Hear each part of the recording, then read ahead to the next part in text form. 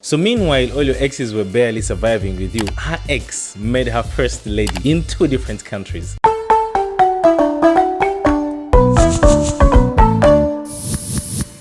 Here is Graça Machel by the original name of Simbine. Okay, before speaking of how she became the first human to marry 2 presidents in the modern history, so intimidating as it is, let's speak about her past first, and then we can see maybe why they married her. First, she studied in Mozambique, which was still a Portugal colony at the time, and then got a scholarship which took her to study in Portugal, where she studied German, and she started speaking a lot of languages being there. French, Spanish, Italian, English, Portuguese. Okay, and then remember German, we just spoke about before. Without forgetting her native language, Tsonga. 4, 5, 6, 7. Enough to impress already. And being there in Portugal, she was already involved in activism and trying to get into independence of Mozambique, her origin country. Right after the independence, she became the first Minister of Education and Culture, which again she brought change into. At the time she took power, there was 40% of children who were at the age of going to school who were in school. After her being the Minister of Education, 90% of boys went to school and 75% of female. Like literally she took the whole country to school. Wow. Now presidency. She married first Graça Machel, the first president of Mozambique, in 1975 until he died in an airplane crash in 1986. And after that, where did Mandela come from? At the time when the first husband died, they just had a good relationship between South Africa and Mozambique, and since South Africa was still suffering from apartheid in those times, Mandela, who was also a freedom fighter in South Africa, wrote a letter to the wife of the former president